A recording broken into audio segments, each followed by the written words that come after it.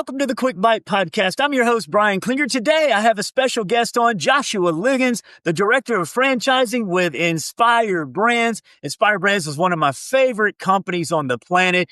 And if you don't know who Inspire Brands is, they're a company that's made up of 6 different brands from Arby's, Baskin-Robbins, Buffalo Wild Wings, Dunkin' Donuts, Jimmy John's, and Sonic Drive-In. Over 32,000 locations, 675,000 company and franchise team members. Joshua, that's a lot of people. What does the director of franchising do with such a large organization? How did you get that role? And tell me all about a day in the life of Joshua.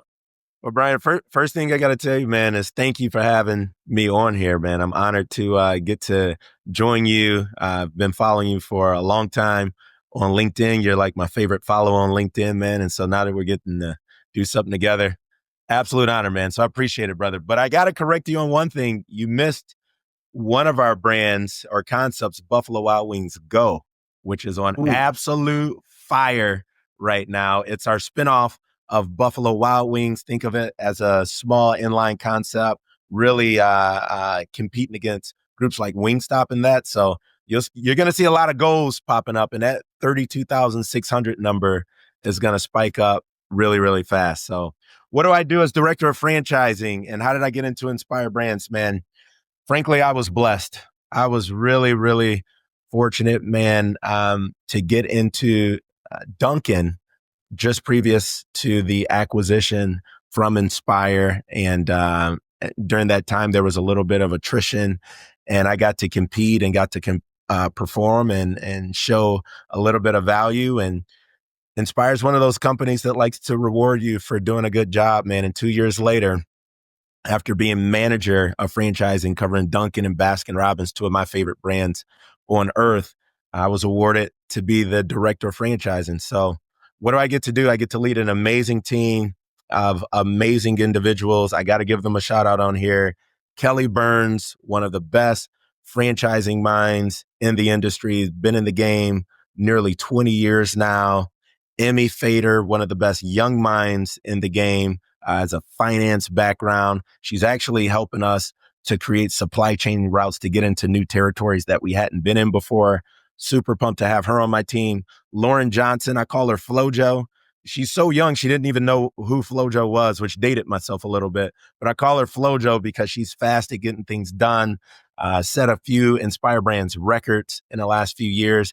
And then I have Summer Smith, who is just a know-it-all covering Sonic, always has your back, always has the information and data ready to go. And then our newcomer, Kevin Bursey, who's covering Baskin-Robbins, just set a BR record in units sold last year, is covering that brand. So I get to cover an amazing team, man. And what we do is we build relationships with franchisees and prospective franchisees and set them up for success and set them up for growth. So wherever you see a new Dunkin' or a new Baskin-Robbins or a new Sonic being developed, our team would have connected with that franchisee or recruited somebody in new to take over that area so that more people can enjoy BR, more people can enjoy the smash burgers at Sonic, and more of the world can be running on Dunkin'. That's what we do. Man, I love that. And the fact that it makes total sense now, knowing Joshua and his personality. If you've ever had an opportunity to meet Joshua or see him at one of the franchisee shows, he is a light that literally lights up the room. When he walks in the room, you know it. Everybody is drawn to him. He is such a positive force of nature and energy and just vibrance. And he always leaves you feeling good, you know? And so it makes total sense why you're in this role, leading this team of amazing people that you gave a shout out to and working with these incredible brands and all the franchisees. And by the way, he has an amazing swag game. I mean, Josh was always rocking like the Dunkin', you know, you got the Dunkings, you know, suit, the track suit, just rocking it out, on point, on brand, and on message. So Josh, it is a treat and an honor to have you here. So one of the things that we do in this show is we ask everybody the same 10 questions because the audience wants to understand what makes someone like you who's been so successful and continuing this upward trajectory in your career, and you've had such a positive impact on many, many lives across this country in the business that you do. what makes Joshua Liggins tick? We want to get inside the mind and your heartbeat. And so I'm going to start off these 10 questions with what's the best piece of business advice that Joshua Liggins has ever received? So I'm gonna tell you, man, what makes Joshua Liggins tick? My wife may want to come down here and hear these answers. She's we've been trying to figure it out about each other for the last 14 years. What's the best piece of business advice that I've ever received? Is that the first question? Yes, sir. Uh, I'd say there's two things that come to mind. One is, and you'll find this out about me the more we go into questions and the more we get to know each other. But my faith is core to everything I do, whether it's business or personal, social, in any aspect, man. My faith is really central to it. And so the same lessons that I have there are the same things that are deployed and applied to business life. So the first one I'm going to share is it's actually out of scripture, man. It's from the book of Colossians. And it talks about doing everything as unto the Lord, right? Like not for men or not for this person, not for that. Although you get instructions from different people and have to do different things for them, um, my attitude and my effort has to be like I'm doing it for the Lord, man. And I think if you take that approach in business, you'll do everything with integrity. You'll do it on time. You'll put as much effort into it. You won't cut any corners on it.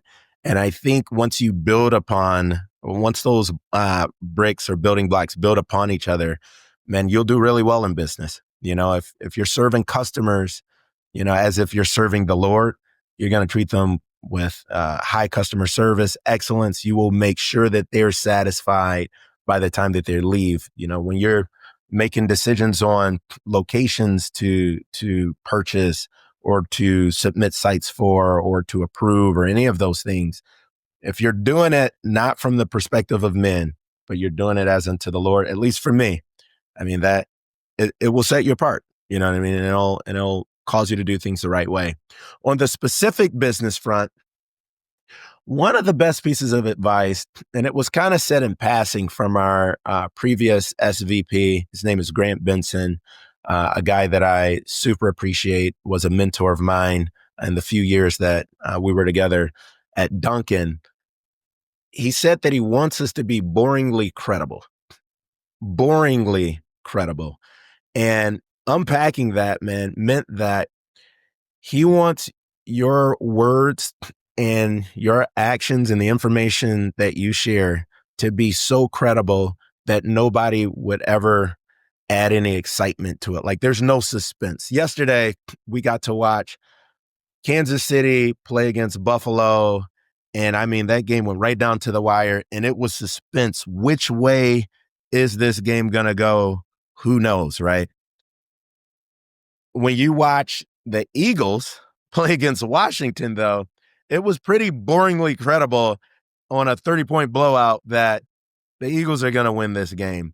And we need to be like that in the business standpoint. And the reason that is, it's not just for being boring or being credible. It's the trust factor. There's a quote by Zig Ziglar where he says, "If people like you, they'll do business with you. But if people, let me restate that. There's a quote by Zig Ziglar that says, if people like you, that they'll listen to you. But if people trust you, they'll do business with you." And so if you're boringly credible, if the information that you're sharing is always on, if you don't have the information, you're transparent about that, people over time grow to trust you and build deep relationships with you. And then they'll do business with you for the rest of your life, you know? And so I would say in the franchise space, that's probably the best piece of advice that's been given to me. Let's be boringly credible. And I love that analogy. And the football analogy is so true, right? Between the two games, the dichotomy of one where it was on the knife's edge, razor's edge. The other one was just kind of put away early and it was kind of just methodical, you know, watching the dismantling of one other team. But I love that. And my Lions weren't in that conversation this last weekend. We were not yes, credible the weekend before.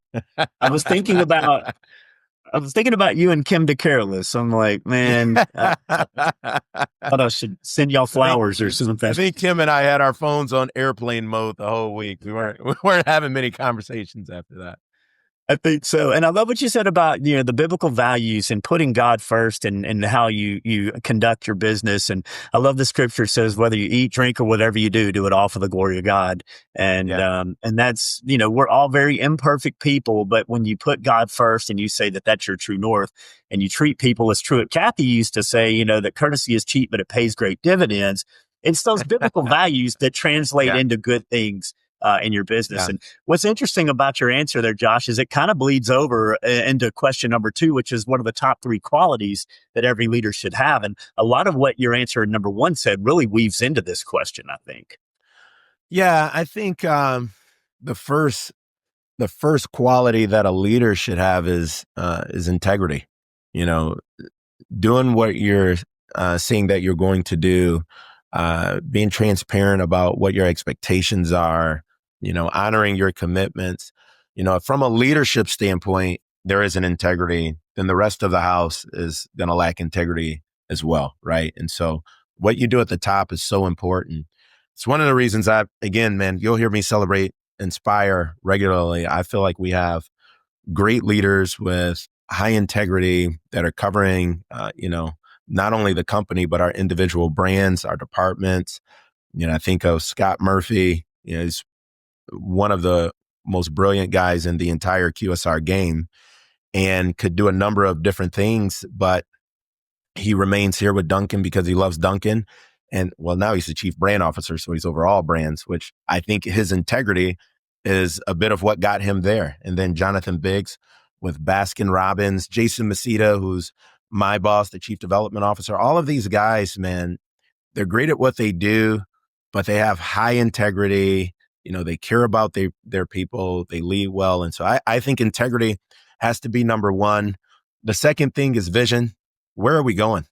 Are we leading people just walking around at random? Like, are we moving somewhere? Is the brand going somewhere? If you don't have vision, then we're not really going anywhere. And even if you have the vision, but you haven't done a good job of cascading that out to your team, and the team doesn't know where it is that we're going, you're not going to have many people following you, and you're not going to move very far. So I think vision is incredibly important. Again, grateful to the teams that we have. I can share what our vision is. I can share what the vision is from the company. I know what our department's vision is. I know the goals that we're trying to hit from a development standpoint. I know the goals that we're trying to hit from a brand standpoint. And so when the team members have that collective, man, there's a lot of damage that can be done. So vision would be two. And then I'd say third may be a tie for me, man. It's either gratitude or it's empathy. And it may be a combination of both. People that are grateful operate differently, man. And frankly, I think gratitude bleeds into empathy a little bit. So I may lean toward gratitude in that. But when you're grateful for what you have and you understand that, this is the present, right? It's a gift, right? It's not something that you're just entitled to. You appreciate it more, you invest more into it, and you execute better on it than I think people that feel entitled to it. And so gratitude would be one that I would probably put up there, but empathy, being able to look at your team members, being able to look at your org and put yourself in their shoes and be able to empathize with where they're at. And it's not just from a personal level, but even from a business standpoint. Somebody, use it in basketball terms, if somebody misses the game winning shot, when a coach is able to look at that person, empathize with where they're at, say, I understand, how you're feeling right now. Chin up, man. Let's get to the next one. And, we're trusting in you and believing in you for the next opportunity. And here are the things that you can do to get better in that. That's a very different perspective than the coach that's just coming down on you. How did you miss that candidate, throwing his chair and everything? Ask yourself, which coach do you want to play for? And which coach are you going to be a better performer for on the next go round. And so leaders that are empathetic, man, it causes your team to want to run through an absolute brick wall for you. And so I don't know. I don't know which one to put over the other, but it's certainly integrity has to be there. Vision has to be there. And frankly, I'm going to add the other two, gratitude and empathy. So you asked for three, but I'm giving you four. I think you hit it on the head. I really do. I think that everything you said, especially with gratitude, is being so foundational really to everything else. And then it does you can see the good in everything. Like you go back to biblical values. You think about Romans 8:28. We know that all things work together for good to those that love the Lord and called according to his purpose, right? If that is your anchor inside, then no matter what happens, win or lose, it's going to work out. Doesn't always feel good in the moment, but you got to have faith to believe that it's going to work out. And so when everybody else is tripping and everybody else is losing their minds and freaking out, you can be steady and you can be that anchor that others can maybe even find strength and resolve in and go, what's different about you? Why aren't you tripping over here? Because know that ultimately you're going to win in the end. Certainly. Certainly. It's a cheat code, man. It's a cheat code. It is a cheat code. It changes how you operate. You know that you already won. Doesn't matter. I love it. Doesn't matter how. And I have so many stories to that too, man. I'll tell you this. This will just be an add to what you just shared. I had that faith previous to being in franchise sales at all, man. I was a middle school math teacher, and a lot of people know the story. We unfortunately had a school shooting down at Stoneman Douglas High School, which was the high school that our students fed into from Coral Springs Middle School. And we had our students, and colleagues were slaughtered in that event. And it led to me quitting teaching that summer.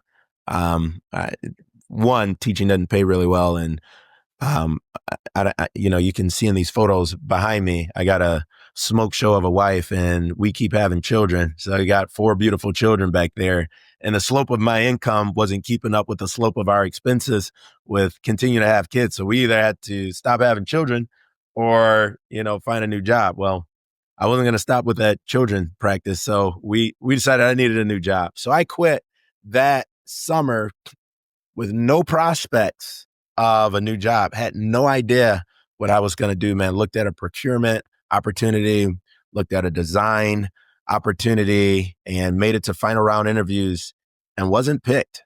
And that summer, man, I was an Uber driver. So think about this. We had one child when I decided to quit. Within the next week or so, our second child was born. So we had 2 children, but one was still inside Christy, which makes them a bit more inexpensive than once they come out. My mother-in-law moved in with us. So all of us are in this home. Nobody's working. And it's just a very stressful, or seemingly should have been a stressful time. For all intents and purposes, it would have been a stressful time. But I anchored on that, man. All things work together for the good of those who love him, who are called according to his purposes. And I believe God was going to make a way. So all I did that summer was Uber drove, man. I was waking up at 3 a.m., driving all day, praying for a new opportunity. And it was that August that an opportunity opened up for me to join Quiznos in this role of franchising. And I didn't even know what franchising was at the time, man. My buddy gave me a call and said, "Hey, what do you think about getting a franchise?" I said, "I don't know what it is, man, but if it's paying, I'm in." And they started me at a much higher salary than what I was making in education. I was super excited about it, man. Loved the space, loved getting to connect with people. And 6 months later, they restructured. All of us were let go. But I stayed. Hey, listen, for the good of those who love him, all things work together for the good of those who love him, who are called according to his purposes. Even this, something good is going to come out of it. And it was a month later, I got picked up by Qdoba at a 50% higher salary than what I was getting at the previous. I would have never left. I would have never left that company previously because I was so happy there. I was excited about what it was financially providing to my family. I was excited about the people I was working with. They had to let us go. And I left kicking and screaming. got picked up by Qdoba and couldn't imagine having not spent time in Flavor Central and with that team, learning under Mary Richardson. And so it was 7 months there. And what do you know, I learned a lot about private equity in my first year of franchising. But what do you know, they restructured and we were let go again. It was just like, man, the sky is falling. But my wife reminded me, all things work together for the good of those who love them. And a month later, I got picked up by Salad Works and got to learn under a guy named Eric Lavender, who I think is one of the best minds in QSR, who I think is one of the best leaders in QSR. He brought me and taught me the full scale of franchising, from lead generation to documents to, counter execution, learned about value engineering, learned about throughput and frequencies and what kind of financial performances need to happen, cash on cash returns and EBITDA, like what kind of things franchisees are looking for. And I'm with Salad Works. And I think I joined November of 2019. And again, would have never left Qdoba, but we were restructured. And it was March of 2020 that COVID happens. And so what do you know, that in the time that the whole world is dealing with sickness, that the whole world is trying to get healthy, that God would have landed me in the largest healthy, fast casual company in the US. And we sold like hotcakes during that. There were a lot of sales teams that were let go of from different brands, but sold like hotcakes at that time and had an incredible year, still able to provide for my family during that time, and then got recruited over to Dunkin'. I was never going to leave Salad Works, man. And my boss, Eric Lavender at the time, said, hey, if you don't take this opportunity, I will fire you and make you take that opportunity. That's the kind of leader. That's the kind of guy that he was. And so I joined Dunkin'. I'm excited to join Dunkin'. And then 2 weeks later, we have a private equity group that buys Dunkin'. And so, my eyes are wide open, like, wait a minute. I just dealt with a private equity thing twice. What's going to happen? Is this a restructuring? All things work together for the good of those who love him.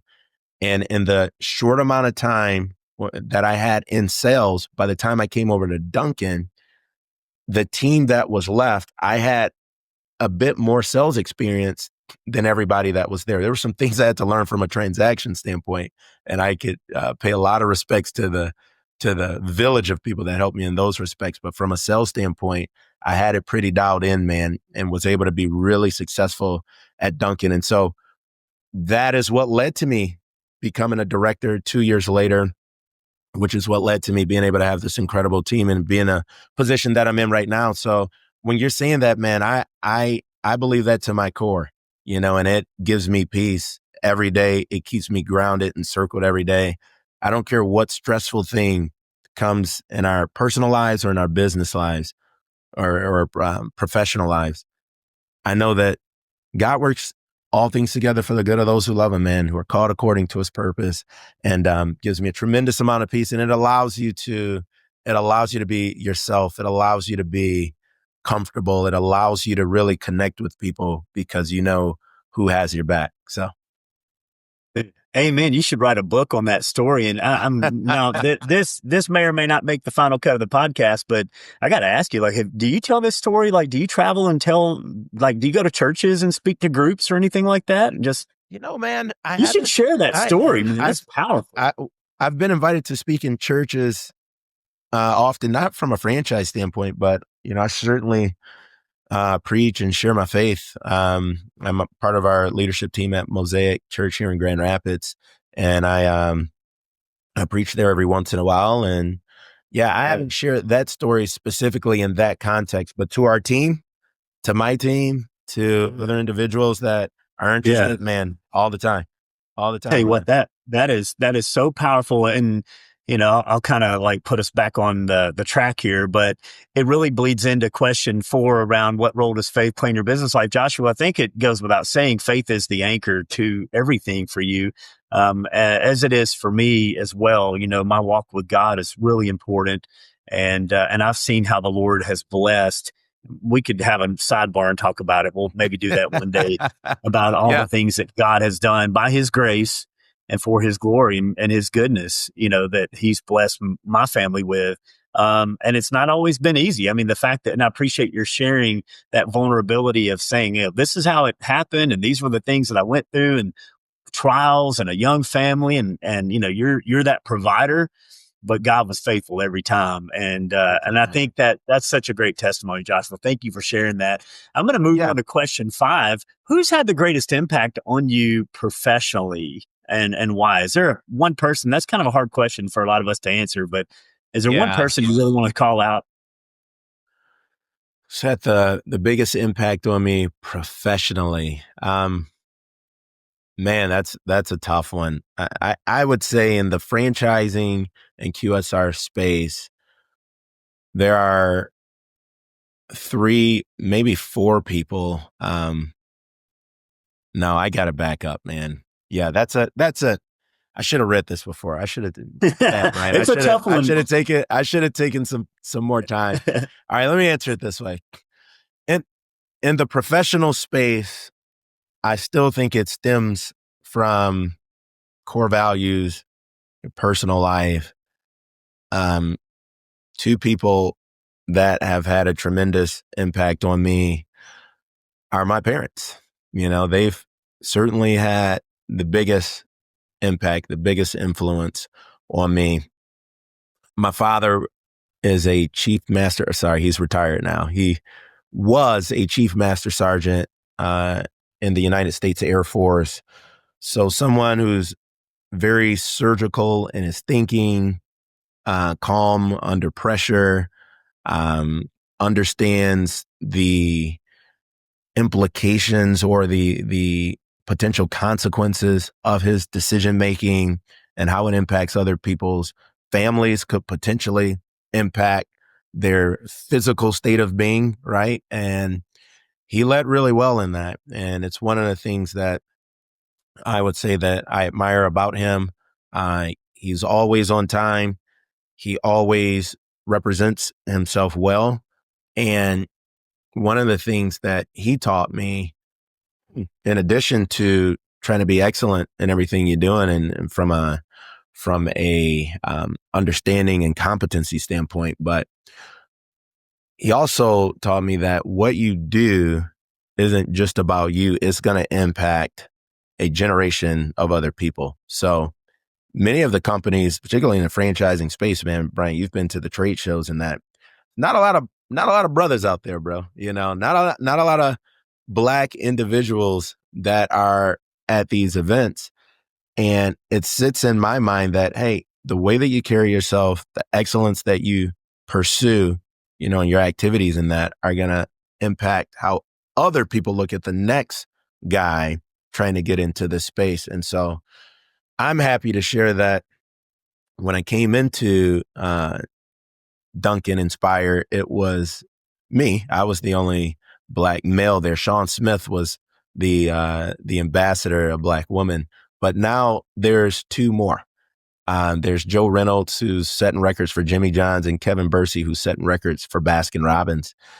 And I don't think that's by accident, man. And I think that they're gonna lead, and they are leading in a way that opens up the door for other people. So, um, I would say, as far as an individual that's had a tremendous influence on me from that capacity, I certainly have to uh, give a nod to my dad. But the second person, and I'm saving the best for last, is my mom. My mother is one of the most incredible individuals that you'll ever meet. You can read things in scripture about being compassionate and leading and persevering, but my mother was a living example in front of me of how to actually do it. Serial entrepreneur, created her own daycare east side of Detroit in the 90s. It was one of the best daycares in the city.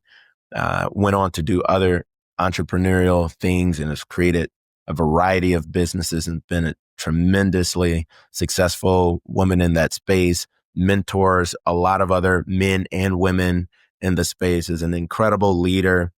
And just, she taught me more about connecting with people, right? Like, it doesn't matter what business you're in a people business. Every business is the people business. Why? Because your consumer is other people. You may think that you're B2B or you're whatever. Everything is business to customer or consumer.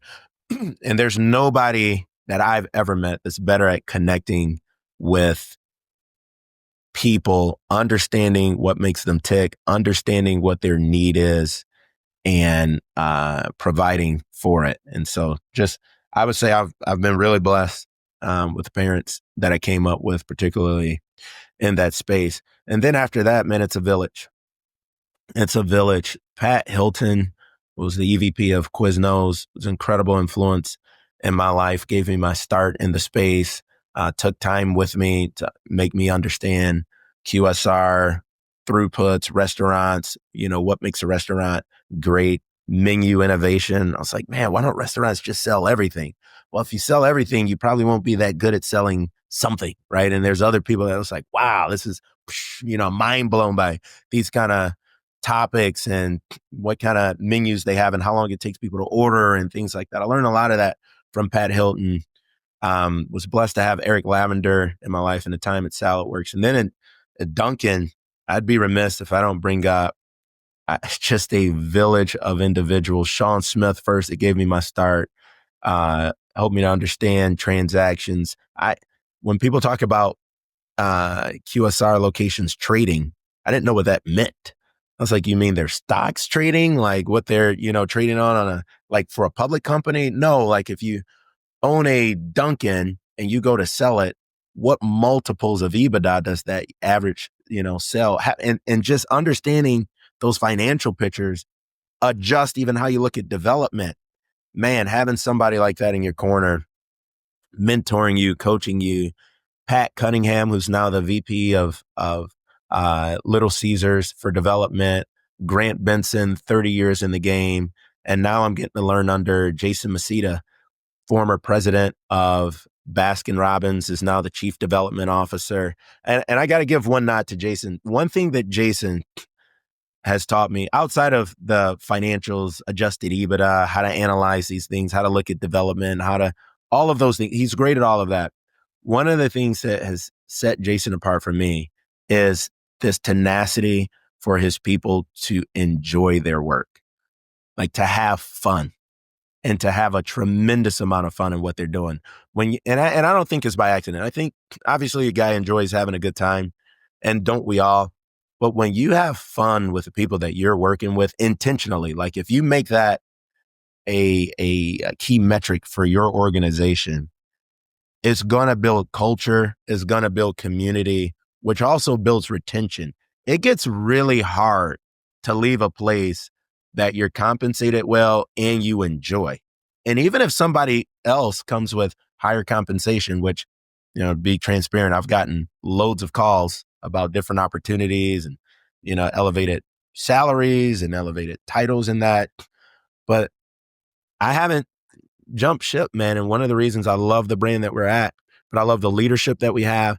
And I just have so much fun with the people that I work with, which leads to you loving the people that you work with. And when you become a family with a unit like that, man, it's hard to leave. And if I'm ever blessed enough to be in a position like Jason is, that's one of the things that I certainly will try to implement as well is, let's make that a key metric, a key results that we're looking for.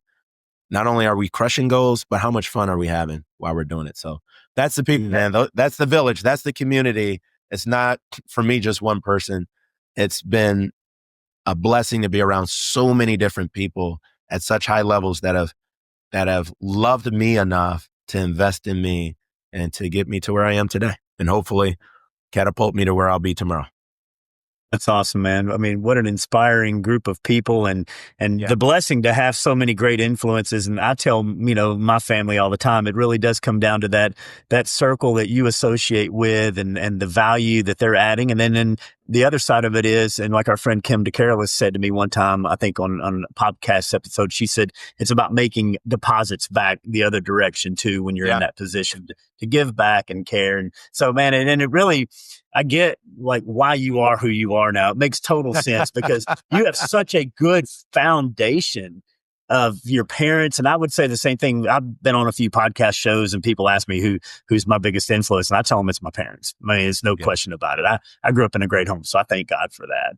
Let's go on to question number 6 here, flying through. We got, what is a company? Who's a company that you admire? Obviously, you work for an incredible organization at Inspire. It doesn't have to necessarily be Inspire, but if you want to talk about them or someone else, who's a company that, really catches your eye right now that you admire?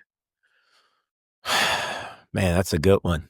That's a really, really good one. Internal, internal to Inspire. One that has really captured my heart, man. Baskin Robbins, led by Jonathan Biggs. Again, I think he's one of the greatest leaders in the entire QSR space. The guy leads with energy. He is on 10 all the time, always available for his team, always available for his franchisees. And, the ice cream space has been attacked by a lot of different groups that are trying to do it a lot of different ways. And you have to be really nimble and you have to be able to, understand, hey, this is where the trends are going versus, this is flash in the pan. Don't get caught in that. And the Baskin Robbins team under Jonathan Biggs' leadership, so including, Jared Grandinetti, Jenna Hall, and Dominic Lascaro, the whole group, man, they're just so dialed into one another and so nimble. They can pivot on a moment, but they love, love, love their teammates and they love their brand, man. Team 31 is one of the most committed to their brand groups that you will find of anybody in the industry, man. They bleed the ice cream, man. I think if you cut any of them open, pralines and cream would drip out of their veins. And they do everything to excellence. And so I that's one group that I look at and I'm wowed. And they do it without the biggest budget.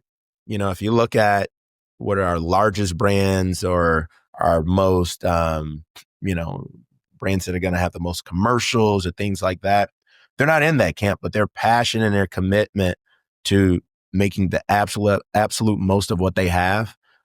I think they're unmatched. I know we've brought up so many biblical stories on the podcast here, but there's a story of the person who had 1 denarii versus 5 denarii versus 10, right? And what did the person with 10 do? What did the person with 5 do? What did the person with 1 do? Baskin Robbins would be one of the individuals that doubled, if not tripled, what they were given, man. And so that brand is just absolutely on the rise. Exciting to be a part of, exciting to look at their culture. And here's one of the other unique things about their culture that excites me. If we were all out, you would not know who the leadership was. Like if you wouldn't just be able to tell by the engagement because they fit in so well and are so relatable and so down to earth with everybody else.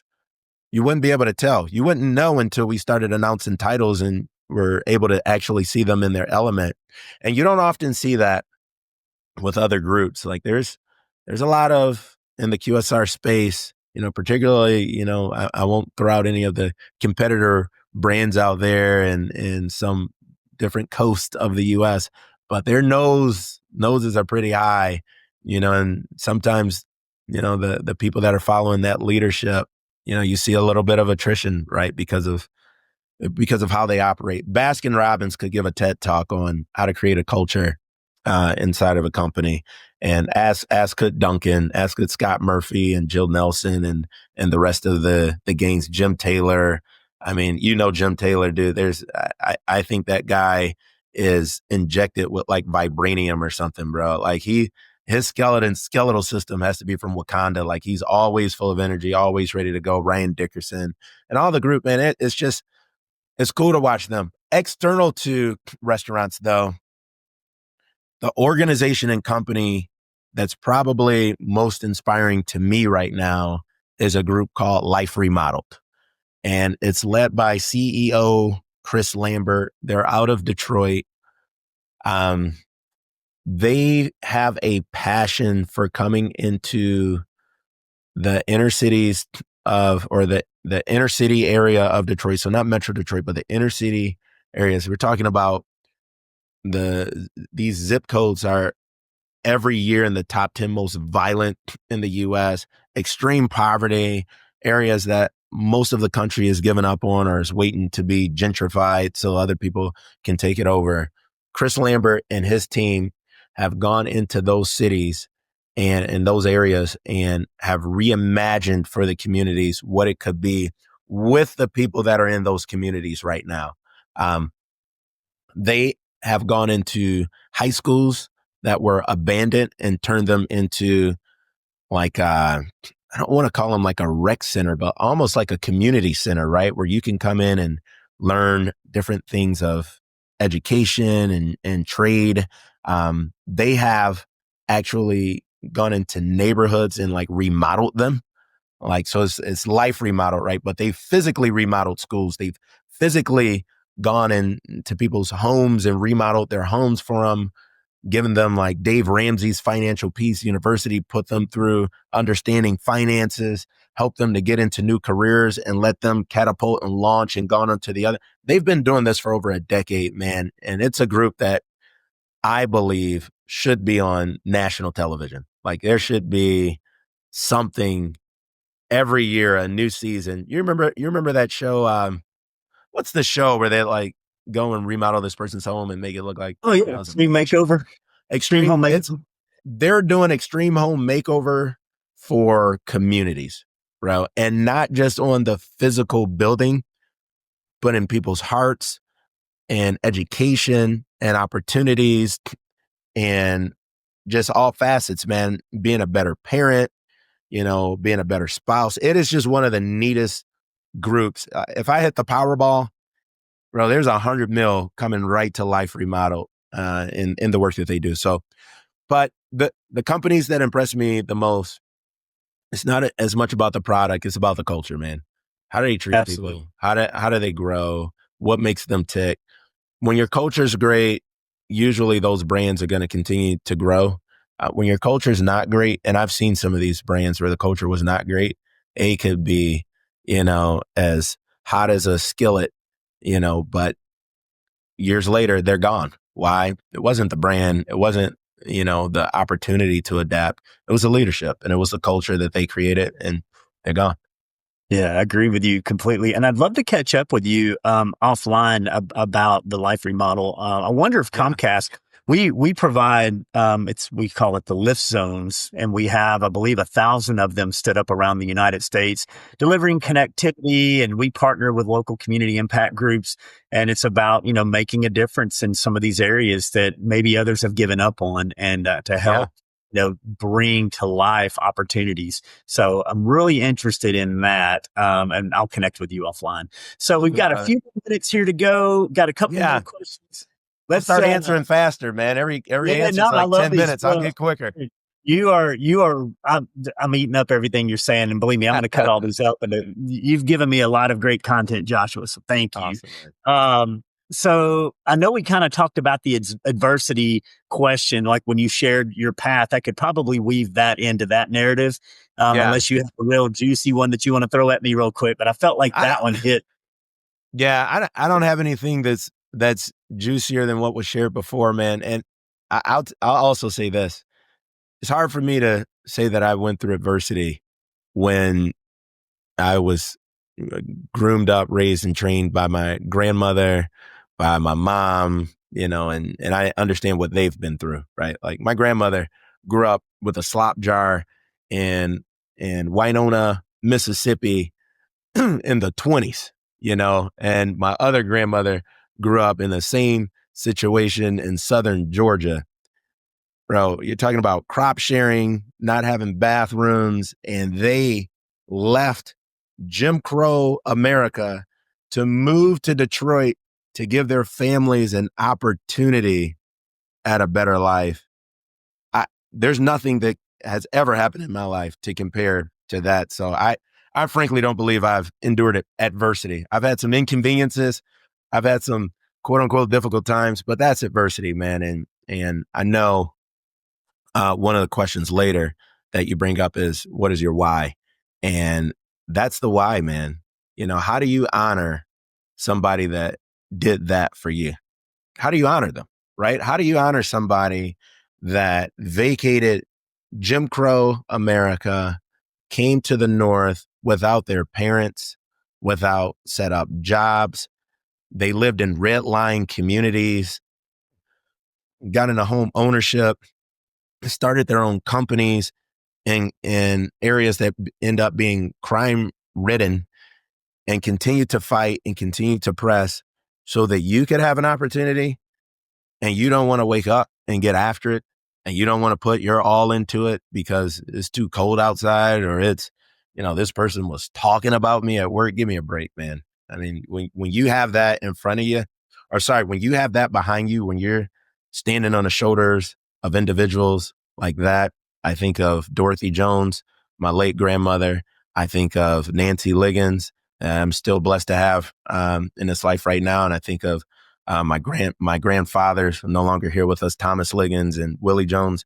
Man, you cannot help but give everything you have into every opportunity that you've been blessed with. And the other part of my why is, I mean, you can see them right there, man. I mean, that's it, dude. I know what was done for me, and I can't imagine a world where I wouldn't do that much, if not more, to try to press for my children and for their children, man. So the motivation's all around me, man. That's the why. I know that didn't pop up yet, but that's those are the individuals that I celebrate their adversity. I celebrate my grandmother's perseverance in a country where she was when she was my age. Think about this, Brian.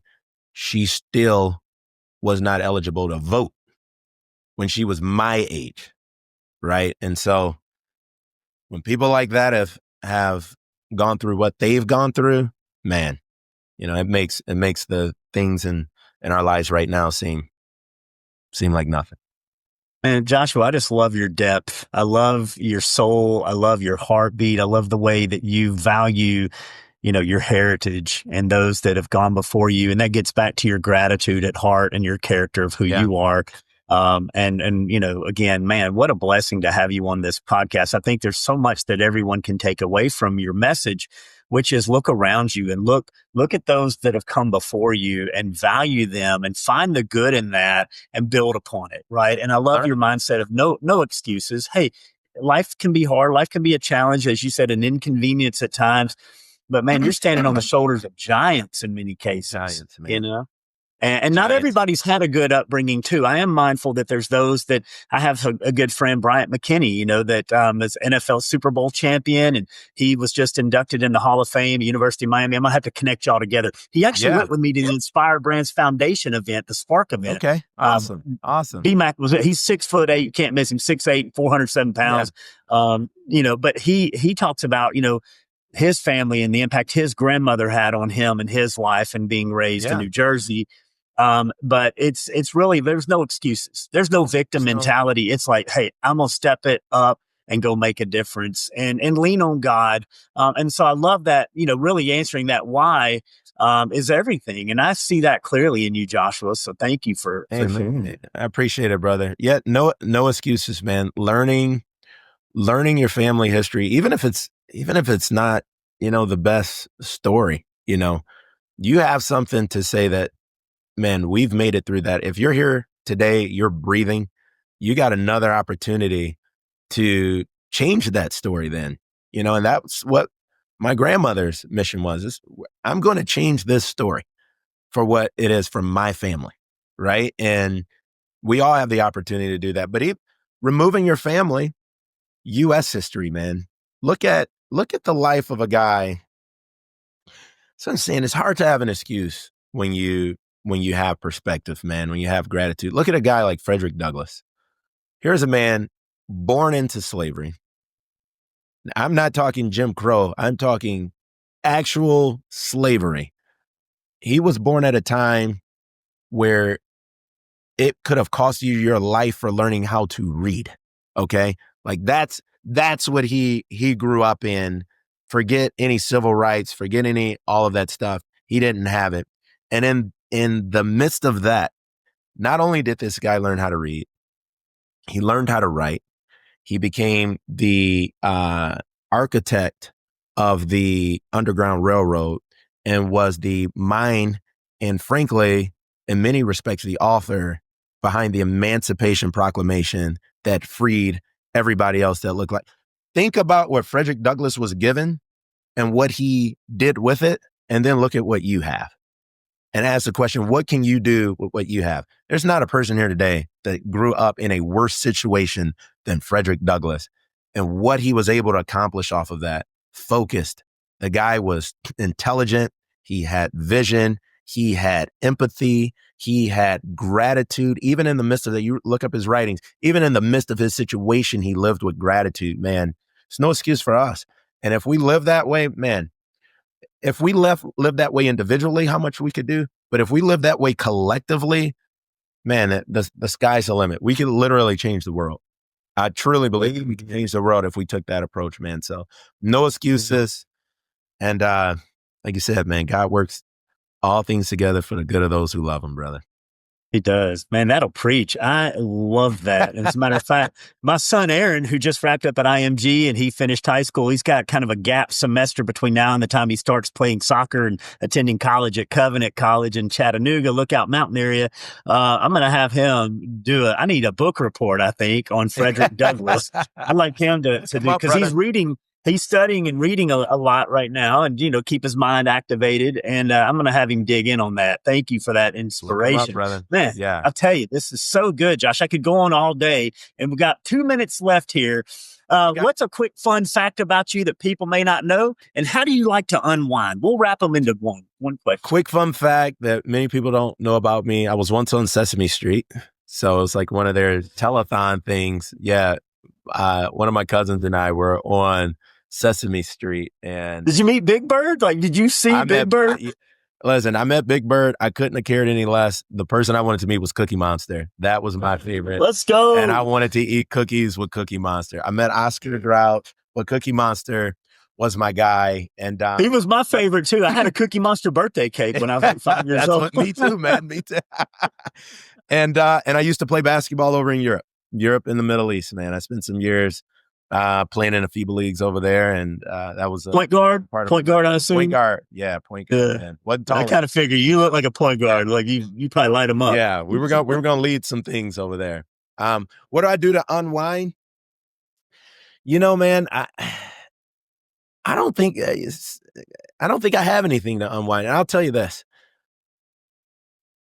I do really enjoy spending time with my family. And that is probably what I do as just a passion and a hobby, and like what other people would say would be a hobby for them. For me, it's just spending time with my wife, spending time with my kids, going to play some sport or play some game or something like that. Like that's what I enjoy doing with my time. But I don't particularly feel the need to unwind. I enjoy what I do, man. Like I'm not pent up and tight by the end of the day. Frankly, I have to be diligent about stopping my work so that I can transition to the next thing. And then when I'm doing the next thing, I have to be diligent about getting back to the work. But I just enjoy the things that I'm doing. I enjoy being with my kids all day. We can wrestle, play video games. As long as it's not cooking, as long as I'm not responsible for cooking, I can be with them all day. And then my work, man, I enjoy my team. I enjoy our franchisees, bro. So it's an awesome time. So I don't feel the need to unwind. I probably should dig deeper into that, but right now I'm really enjoying what I'm doing. Well, I love that, Joshua. And we'll wrap it up on this note to say that if you love what you do, you'll never work a day in your life, right? And it's Amen. obvious that you absolutely love what you do. I know your team loves working with you. Again, if you get a chance, connect with Joshua Liggins on LinkedIn, check him out there, follow him. He is a light in the world, and we need more Josh Liggins out there. The more Joshuas that we could have, the better. And I mean that seriously. Like, thank you Appreciate it, so brother. much for your wisdom and for your friendship and for the work that you're doing. You're making your mark on this world and leaving it better than you found it. And thank God for your family and those that have influenced you. And I know you're paying it forward. Thank you again so much, Joshua, for coming on the Quick Bite podcast. What a privilege to call you friend and to have you on the show. It's an absolute honor, brother. Thanks for all that you do, man. And thanks for the invite, man. Humbled to be here. Absolutely.